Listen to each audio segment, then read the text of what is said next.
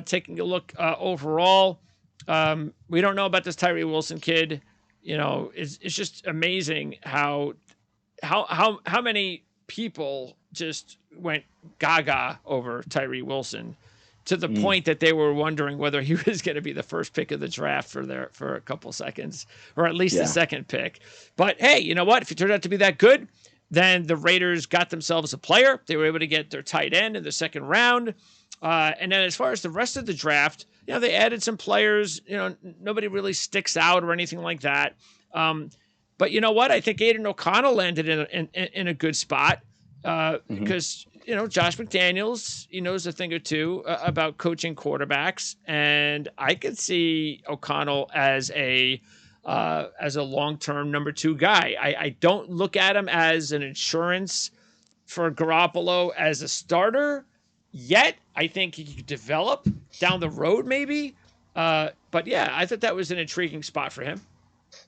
Yeah, this kid started off as an 8th stringer in college. You heard that right, 8th string. And he worked his way up to, being a record-setting quarterback for a program that had Drew Brees there at one point. So don't bet against him. I agree that if Jimmy G does not work out, it's not going to work out, you're not going to hand the keys to the bus to this kid.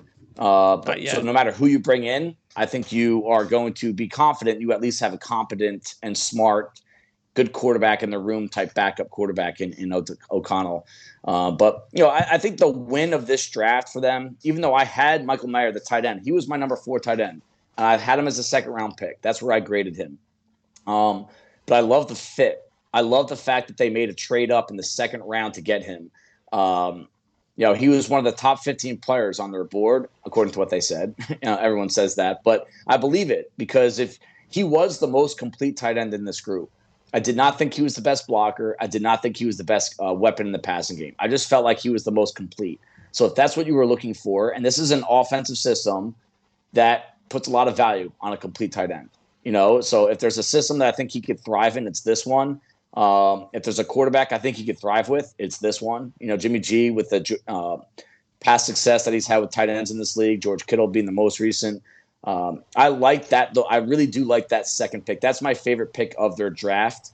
And it was a need. Tyree. So it was a need. It was a need because Foster Moreau is currently still a free agent. I think. What did we say last time? I think he's talking to someone. It might be the Saints or the. It was the Saints that he's talking to right now. He's got to get healthy though. But that defensive line, right? They had to address it, and they addressed it with 2 of their first 3 picks. Tyree Wilson is a Patrick Graham defensive end. A crash end, meaning a guy that can play DN, you could shift him inside with certain looks, right? And this is a defensive line that beyond Max Crosby, the rest of the line had a combined 9 sacks. Chandler Jones had 4.5. It was the fewest of his career among the seasons where he played 5+ games. And we talked about that being a definite need. And they can get out of his contract next year at a pretty low price. So this might be the move that kind of puts Chandler Jones on the street if he doesn't kind of get his act together this kind of season. But, this New England regime that has taken over the Raiders, right? They drafted Chandler Jones in 2012. They drafted Trey Flowers in 2015 while Graham was on the staff with that team. And this is the kind of pick, this is the kind of player that I do think can fit that scheme very well.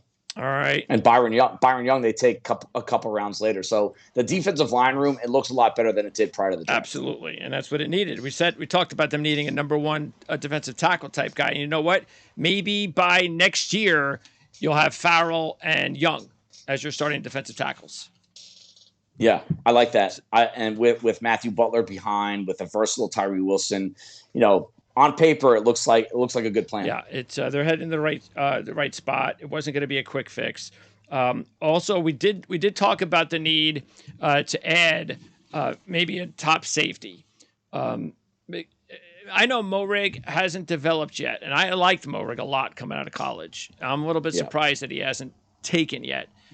So this is a big year for him. But Marcus Epps, come on. So Christopher Smith, what did you think about adding him in the 5th round? And can he actually start at some point this year?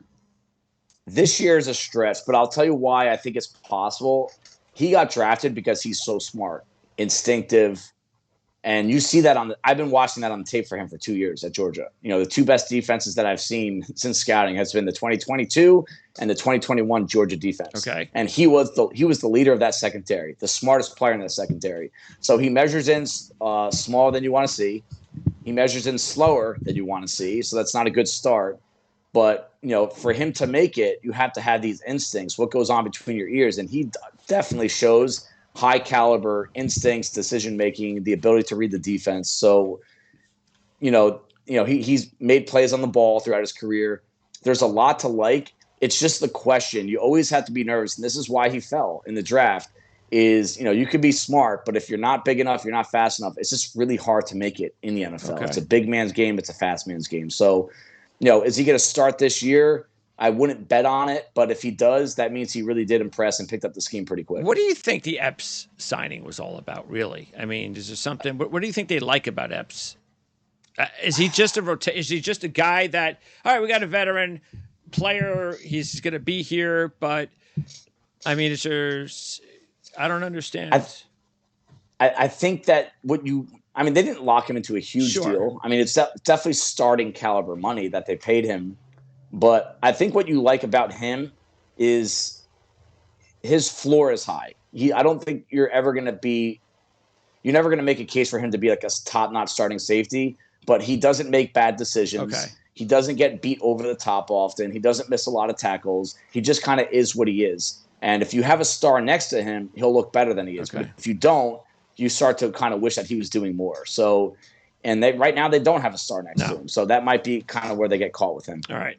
Now, some of the other spots that we thought they were going to have to take care of, interior offensive line. And now it's possible Andre James can be the guy, but Alex Bars right now is penciled in a right guard, and that's not good. And they're bringing back Parham. That's fine. They did sign Curtis McClendon as a free agent after the draft. Could he possibly start as early as this year? Because they're pretty thin now.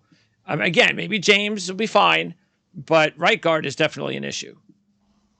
Incredibly rare for an undrafted free agent to start along the offensive line unless things get really ugly with injuries. Or unless you have Alex Barr as your starter. That's true. But I did have Curtis. For what it's worth, Curtis was my top available offensive lineman available after the draft. Okay. I had a draftable grade. I know guys had a day 2 grade on him. So maybe there's a medical there that I didn't get my hands on. Size, I thought he did really well at the Senior Bowl. His size, power was on display. But I can tell you this, right, just based on some research, some people I talked to, right, they wanted Salvaderi in the 4th round. He got taken 1 spot in front of them. And they wanted Asim Richards in round 5. He got taken 1 spot in front of them. So 2 separate occasions on day 3, they were going after that tackle that they were going to move inside. And they had the ground taken out from underneath them 2 times in a row. So I wonder if they're kicking themselves for not just making a small trade up. But, that's the risk you play, especially day 3. I mean, the boards are just all over the place at that point. But I can tell you that they were going after these offensive linemen, and they just kind of, they had the ground taken out from underneath them. Okay. They added Trey Tucker in round 3. And they signed Myers, and you have Renfro and Adams. So that's a solid 3. They added Carter in free agency. Cole's an okay 4 or 5 type guy. Trey Tucker, 3rd round. He's got to be look, 3rd round, you're going to have to be a big part of this offense within the next couple of years. Was that the smart move? Do you like him? Gadget guy, returner, tough kid, explosive, but where does he fit? Yeah. I feel like he's being blocked from this offense. I just don't think there's going to be a lot of doors open for him unless, Hunter Renfrow goes down with another injury or DeAndre Carter. I mean, DeAndre Carter, I thought they brought him in as a free agent for return ability. So really, what usage are you getting out of Trey Tucker? And the only word that keeps coming back up in my mind is the gadget offense. Those, 2 to 3 plays a game where, a reverse, a trick play, and just providing quality depth. That's where I think. So, yeah, I agree. Round 3 is a little rich for a guy like that on a team that could have used one of those picks. I mean, if you told me they took Salvaderi or Asim Richards even, who I had a round 3, round 4 grade on, if they use that pick on him, this draft class looks a lot better. And really, they did not add Jacorian Bennett, 4th round. We know they needed a corner. They really needed number 1 corner. So what's his ceiling? Can Jacorian Bennett be a legit starter, or is he just a rotational DB? He can be a starter because you're looking at the speed. The speed's elite. The ball location skills are pretty good, and he has some really good tape against Ohio State. So, that's something that I look for personally. I know some of these guys do too in the league. Go find the tape against their biggest competition, and do you see a rise in level player, or do you see it drop? And his rose. So I think that's something that you can kind of put in the back of your mind when you're evaluating what are his chances in Las Vegas, a team that needs cornerbacks. He's physical. He's going to help on special teams right away. You know that. But they noted that the improvement he made on tape from 21 to 22 was a big reason why they drafted him this high. Okay. And the one position they did do a good job of adding depth to was at linebacker. We felt that they needed you like Devine, so maybe this will be a good opportunity for him to have a breakout. But Spillane, you don't want to have him out there too long. So they drafted Bernie, and they also signed Drake Thomas. So what about those guys' chances of getting in, especially Bernie as a 6th rounder, getting snaps this season? Both those guys fit in with Darian Butler, Luke Masterson. All 4 of those guys are kind of like the same caliber, slightly different flavor. Masterson played a lot last year because of injuries, and he flashed. But again, you kind of saw that he's not the answer, just like Spillane's not the answer. Pittsburgh couldn't get rid of him quickly enough.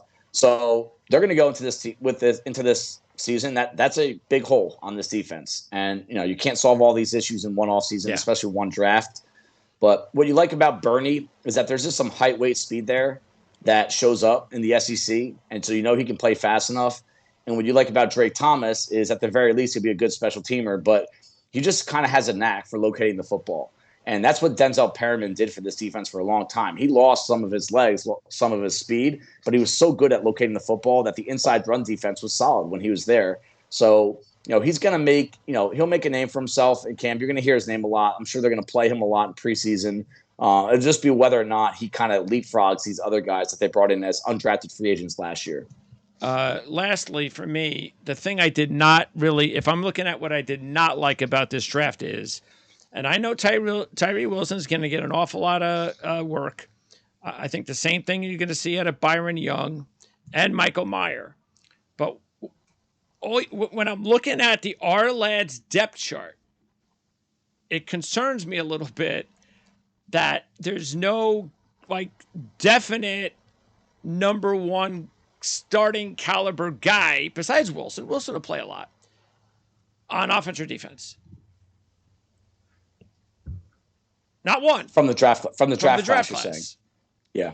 So that means, again, I think the top 3 I mentioned will get significant time. I'm just saying there's no definite. Oh, this guy's definitely going to play and take over the majority of snaps at this spot. We don't know that yet. And that's very rare. Right. So that's why I want to point that out. So yeah, no, I think Meyer. I think Meyer's got a good shot at kind of. Oh, he better. He's got to be better than Austin snaps. Hooper, even as a rookie. Austin Hooper, yeah. So, but I agree. This draft to me, if I had to say one theme other than the fact that almost all of them played at the Senior Bowl, the theme for me would be that it's just these are 2nd and 3rd stringers, and in a division where, it won't be good enough, for a long time. And I don't envy the guys that are in Vegas right now looking at Justin Herbert and Patrick Mahomes. It's sitting in front of them for the next, for the long-term future, that they're going to have to hope some of these guys really, really outproduce their draft projection.